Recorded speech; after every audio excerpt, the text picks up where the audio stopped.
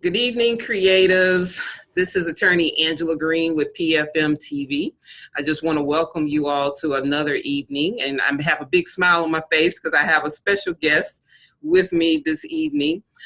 This is one of my clients, one of my mentors and friends, and he's agreed to come on and just kind of share with you his career in the entertainment business. He is a multi-gold and platinum singer, songwriter, and producer, has over 50 plus years in the industry. He was the former lead singer of the Bar-Kays, and they have 10 top 10 singles, 10 top 10 albums. He's a part of the R&B Hall of Fame and Memphis Hall of Fame, one of the main acts with Stax Records as well as Mercury Records. So I just want to welcome my friend and mentor, Mr. Larry Dodson Sr. How you doing, Larry? Hi, Angela. How are you, sir? How are you? I'm fine. I just really appreciate you coming on with me tonight just to share with some of our viewers on PFM TV. Oh, sweetie, you know it's my pleasure. Anything for you. Well, I appreciate that. Listen, you've had such an illustrious career. And I mean, it's run the gambit over the 50 years. And I know you recently, in last year, a year before last, you put out your book, And the Band Plays On. And, absolutely. The story of my life, right? And I feel like it's almost like a blueprint for any artist, especially those who are in bands. And so I just kind of want to talk to you about some of the things that came up in the book, especially around the royalties and the compensation and things, because we're all about positioning artists for millions and making sure they're able to get paid. And I think your life story with the Bar-Kays, before the Bar-Kays and even joining with the Bar-Kays would be beneficial, especially starting out. Now, how were you paid when you first started out with the band? Well, let me just say this. When I joined the band in 1970, Angela, we weren't doing that very well. I, as you read in my book, and I was very candid, just might I say, in this book, and I wanted to do that for several reasons. It was therapeutic to me, and I didn't bring anybody else's garbage into my book. It's my life story. I wanted to share, sort of give the public a backstage pass of my life and a backstage pass to share with them the whole ride of being in a young band that turned out to be a great band. But along the way, I wanted you to see every peak and valley and to see every bump and grind that we had. We did many great things, but along the way, I wanted to share with the public the many mistakes, the predatory things that happened to us, how we got through it. And kind of to get back to your question, we were making $75 a week when I first got into the band. Right. And the Bar-Kays' very first record was prior to me getting. I joined in 1970. Now, mind you, the Bar-Kays' first record was Soul Finger, which was a #1 record on practically every radio station in the country. These kids were in high school. But our first couple of albums, when I joined, I was the only lead singer the band ever had. It was an instrumental group prior to me getting into the band. But kind of to fast forward just a little bit, as we got famous and the record started to happen, and after Stax closed, our first couple of albums didn't do well, but when we signed a really, really big deal with Polygram Records, around $500,000, we still made some bad judgment calls. We made some interesting publishing deals, but we still weren't receiving equal shares of the revenue. We made the wrong kind of publishing deals, even though we were getting lump sums each time we turned an album in. That publishing deal was predatory, so to speak. The copyright, the deals we were making with the record label was predatory. And I'm gonna go into detail, but basically, in those times, most all of the deals were predatory. And you're not touched on this, you being my attorney. We've talked about this, and some of the well-advised entertainers now are fighting these predatory deals. You know, Mm-hmm. it's remarkable that a lot of the smart entertainers, as well as the ill-advised, are just caught up in these kind of deals, man. Mm-hmm. Mm-hmm. You So, know, the companies owning these copyrights for long periods of time. mm-hmm. You Mm-hmm. know, just because the artist just didn't know. You know, they trap you into giving you big pieces of money, but you don't own the copyrights and the masters for your lifetime. Because essentially you were turning over your copyrights in the composition as well as the masters. Is that correct? Absolutely right. Absolutely right. Mm-hmm. Absolutely right. You were signing And the publishing deal for just a small percentage of the royalty income off of those songs and masters, correct? absolutely right. You know, each deal was kind of different for each artist. You know, sometimes you would give 50% of the publishing. Sometimes, and in these days and times, the record labels are now doing what they call 360s. Mm-hmm. In other words, they get into every aspect of every revenue stream that you have as an artist. Your publishing, your royalties, your concessions, everything, every revenue stream that you have, they're getting into all of that, which is totally predatory. But, you know, these artists want a chance to get a record out. So they said, I will do it, you know, just not knowing, you know. Because back in the day, that's where you all made the bulk of your money, was through the concerts, right? The live performance. Right. And in these days and times, the record labels are into that too. And that's totally predatory. They have no right to get into your concert money, you know, your concession money, you know, right? Your endorsement money. Right. Yeah, they have no business with that. You know, but when you don't know, you don't know. You don't know.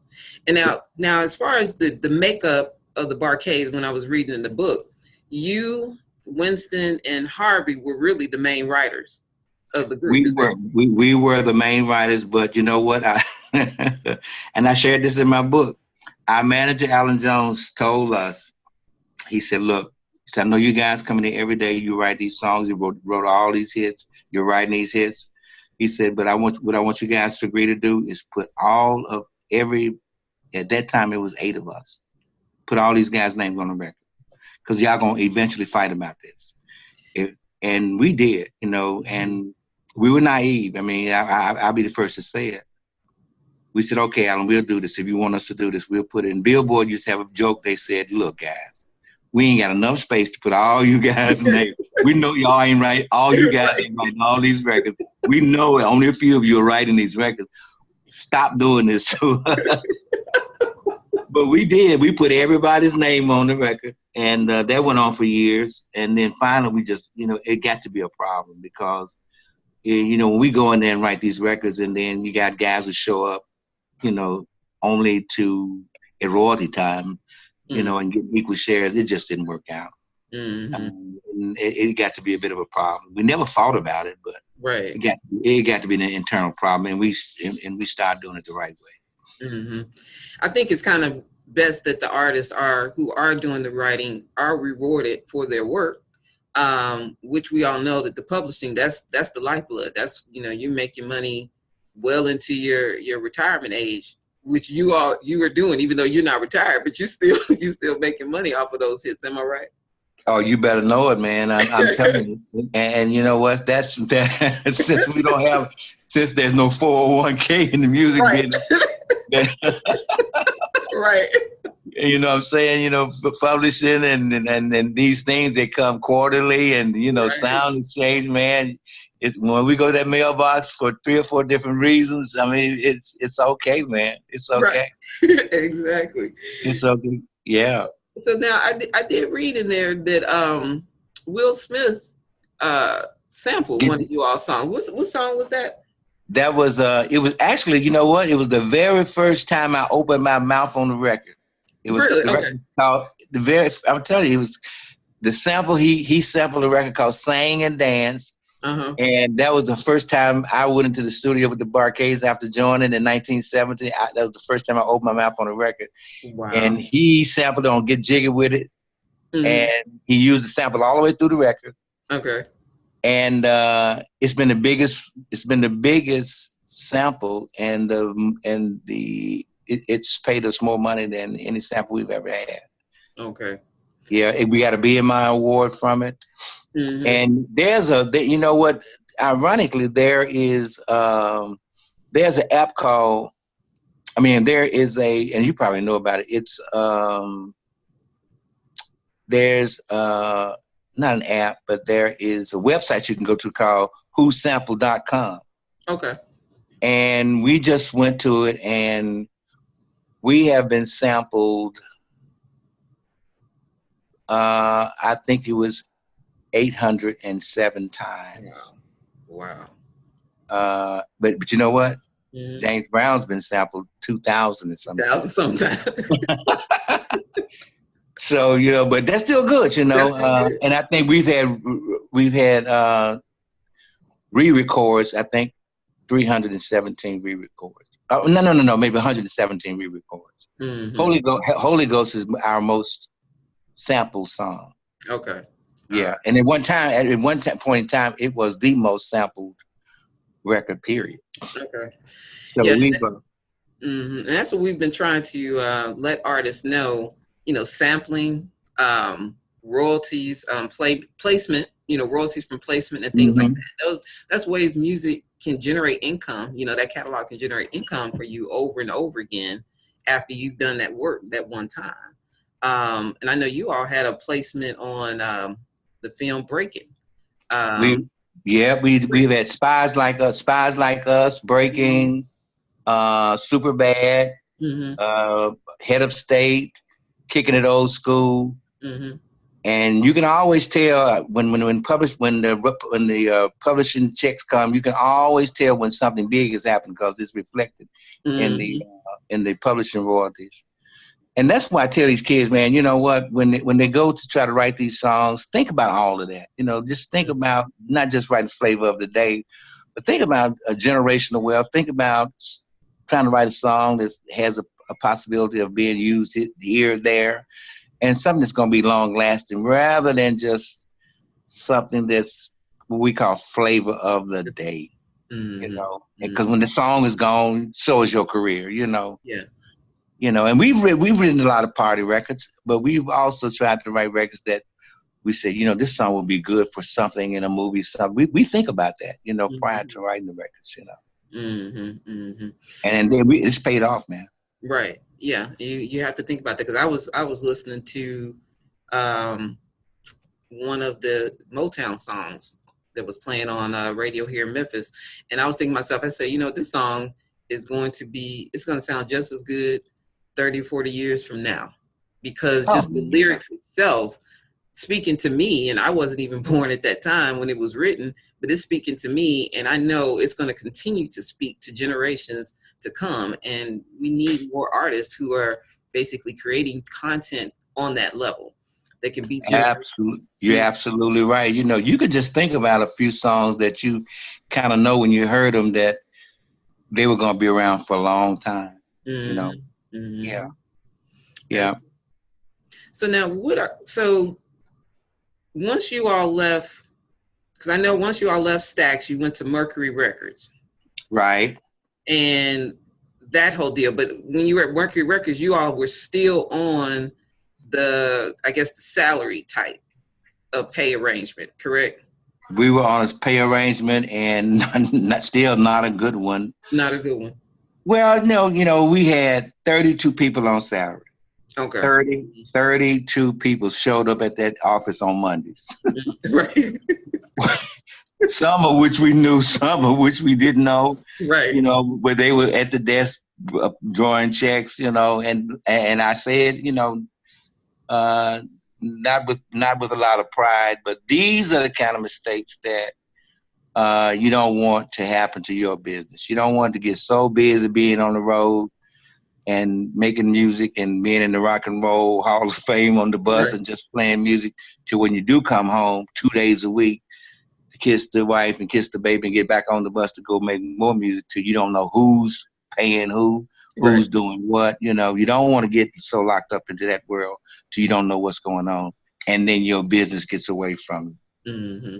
But there were years that did happen to us, and I speak of that in the book. And again, I go back to saying that I was very candid in my book, so that when people read it, especially musicians and in the general public, they could understand the mistakes that I and the other guys in the band made. And it wasn't because so much of we had bad management. We owned studios, and that did help us. We owned tour buses, and we bought them outright so that we wouldn't have to have notes. That was good. Mm-hmm. But we just didn't make all the right. We didn't make all of the right choices. And when we started to get elaborate clothes, some of the stuff they were getting, man, was $30,000, man. You know, along the way, you have to be careful. You just have to really be careful.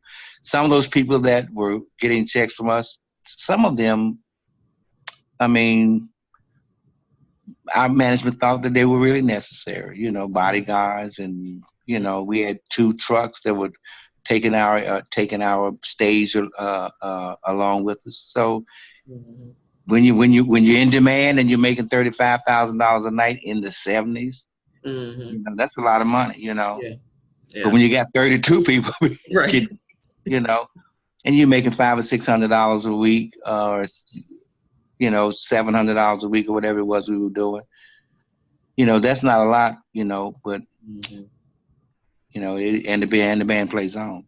Right, and the band plays on. And the band plays on. So when was it that you took control of your business? Around what time was that? When we started tipping that $30,000 scale, we started saying, "Oh, wait a minute, man. $10,000 a month for the studio. Everything came out of what we were making. So we just said, look, enough is enough. We want to take care of our own money, Mr. Manager, who was a great friend of ours. I don't want to speak too harshly of him. The band we want to split our money, and we want to make more money." And we did, we just started, because understand me now, there wasn't anything that we couldn't get. If our house needed to be paid, if our homes needed, whatever it was, we could get it, The salaries wasn't good, So we started taking care of our own business and kept up with our own banking, and things got much better for us. But it was a process. It was a process. And there was a bit of an internal fight, because some of the guys said, "Well, our manager knows what's best," but the majority ruled, and we won that battle. We won that battle, but that was after, let me tell you something, and let me just interject this. We were very young. We were so interested in being the best band we could be, till just like prize fighters, like athletes are trying to be high scorers out there and not really watching the money. We were victims of that. Just trying to be the best we could be, and the money will be fine. Somebody's taking care of the money. The attorneys are taking care of it. Attorneys were robbing us. Right. They were making all the deals. Right. Here's off the top. And again, that's something that these young guys got to watch. Make sure that the attorneys are taking care of your business, but not robbing you. That's right. For those of you who all maybe just tuning in, this is the legendary Larry Dodson, former lead singer of the Bar-Kays. You're watching PFM TV. I'm Angela Green, attorney Angela Green. And a very fine attorney, I might say that. I appreciate that. Straight with me. And I would recommend you to anybody. You're very, very, very, very, very versed in helping, and you're very community minded. You're always out trying to help somebody, and I love you for that. Well, I appreciate that. That's why I call you one of my mentors, because I do recognize, I was young coming into the industry, and, someone with your history, many times you've gone through so many of these contracts and deals, a lot of stuff, almost just as much as the attorneys. And I recognize that, and people need to, not try to pretend that that's not the case. Once you've been out there, you've gone through so many different types of situations. And I appreciate you giving me that opportunity. And you all just been known to give that, because you talk about in the book, your first attorney was, what was the gentleman's name? Jim Zumwalt. Right. Right. And he's still, to this day, he's still one of our attorneys now. And so we appreciate people like you and artists like you who do that. Just to kind of move it up to today, I know we were talking about Kanye West and a situation going on with him. He's trying to get out of his EMI publishing contract. And he basically, filed a lawsuit in California based on their laws of non-servitude. You can't have a service agreement longer than 7 years. And so he's been with the EMI since 2003. And so he's kind of, equating that as servitude, and he's trying to get out the contract. And of course, EMI just, I guess a couple of weeks ago, they filed a countersuit for breach of contract. And so, they feel like, well, we've given you these large, I guess you say, advances, millions of dollars in advances. And, this isn't servitude. We've renewed this contract many times over, and it's also based on New York law. So I know you've had, or currently do have, publishing contracts with major labels and things like that. So I was just wondering, what's your thoughts as an artist on the level of a Kanye West? What do you think he's thinking right now as he, tries to get out of this contract? Well, you know what? I can't speak too deeply about what Kanye may or may not be, because I'm not privy to all of the gist of it. But it sounds like, see, he's receiving money. So the devil's probably in the details. Right. You know what I'm saying? Right. When you get money on a constant basis like that, that's it's a little different. But he's probably trying to get out of somewhat of a predatory situation. And Kanye is a bit of a rebel, and guys like him, Jay-Z and others, are fighting these record labels, these publishing companies, to get out of the norm. And I admire them for that, But I would say, and I'm just going to kind of go out with this, probably at some point you got to stop taking the money if you're going to change the deal. Right. You know what I'm saying? Does that make any sense to you? That makes total sense to me. That makes total sense. You can't take the money and then say, I don't want the deal no more. I don't want the deal no more. Right. But I do want your money. Right. I do want your money. You know what I'm saying? That's just kind of common sense to me. Yeah, I agree. And I think too, with the change of the industry, the way it is now, with social media, digital downloads, the ability of an artist on a certain level to be able to reach and connect with their fans directly and able to sell directly to their fans. I think artists on the level of a Jay-Z, a Beyonce, a Kanye, or whatever, are recognizing the fact that once I've reached this level, I really don't need the major label. You know what I'm saying? Because true that. I go to my Twitter account. I mean, I think about a couple of years ago when Beyonce, when she dropped that out, it was an album that she dropped. She didn't even do no promotion on it. She just dropped it. And didn't even tell the record label. Didn't tell the record label nothing. Right, exactly. And you know what? And prior to that, Jay-Z and Kanye had an album that they did the same way. Yeah. They didn't tell nobody nothing. Right. They worked on it for a year privately. You know what I'm saying? So So it's a new and look and Tidal, which was a brainchild of Jay-Z, they're cutting that middle. They cut that middleman out, man. They're cutting the middleman out, because you slicing that pie up so much. Back in the day, you had to sell millions of albums just to get something substantial from it. But if you close it in and you don't have many people reaching their hands into the pie, you don't have to do as much and still do quite well. And they're still going to sell millions because they've already reached that level. And their fans are constantly monitoring them, monitoring their social media, monitoring everything that they do, so that whenever they drop something, they gobbling it right up, And I think that's the difference, of this day and age for the artists that are on that level. And they've come into the realization that when internet has made it so available to the consumer that, I mean, face it, Angela, you know, when a record comes out, you can really get it for nothing. Right. I mean, as the day it comes out, you can, through some way on the internet, you can get that record. You may not can take it home, but you can listen to it. You can listen to it if you want to, through some way. And they realize that, so they make sure that they don't stream. You can get it on that day. Right. There's no sneaky peeky. Right. Right. Everybody gets it the same day because they minimize, you know, that sneak preview. Right. And Prince was a pioneer with that as well, you know. Yes, he was. I mean, yeah, he foresaw what was going to happen with the internet and everything. Exactly right. And I'm gonna have to speak on that because he really was a soothsayer, so to speak. You know, as far as he was. That buy before you hear it. Right. Like the card, and you get the record later. Right. Exactly.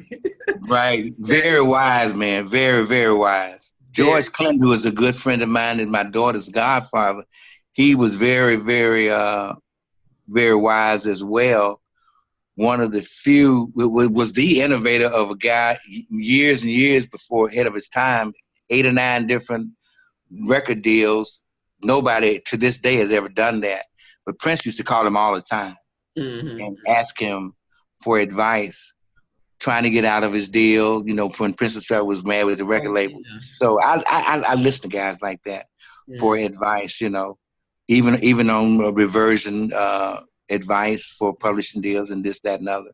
Those guys have just a wealth of knowledge, man. So I try to keep my ear to the ground on stuff like that. Yeah. You know.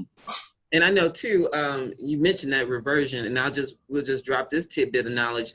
Some of the indie artists, you know, maybe several years before they can partake in it, but there is something in the laws, copyright laws, where artists can get their masters back from their publishing companies, but it has to be 35 years removed from when the songs were published in order to make that that request. And I know you all are one of many artists that can now partake in that. We're a part of that first wave of artists who can partake in that clause. That's exactly right. Yeah, so we just want to let other artists know that is out there for them, waiting on them, if they're, you know, so inclined to have an album that lasts 35 years, that's worth, you know, getting back. And we just want them to know to stay up on these things. Stay up on it. That's right. Their business, because what if you forgot about it? You know what I'm saying? What if you, like, you know, you going about your business and you don't even think anything about it, and you have a right to get those masters back, and you don't even do, because they only give you a window of time to tricky law. It's very tricky law. Very tricky, you know, to even make the request. So we definitely want to peep everybody on that situation. So before we wrap it up, I know you're still performing. I know you retired and then you came out of retirement. So I want you to pretty much share with us what you're doing now, so that everybody can kind of stay tuned. Well, right now I'm performing as a solo act. I did retire for a little while, and I'll just wrap it up by saying that was a bad idea. It was too soon. It was too soon to go to the bedroom. You know what I'm saying? Right. Everything that I was doing while I was retiring did not fill the void of being on stage. On stage, center stage is where I belong.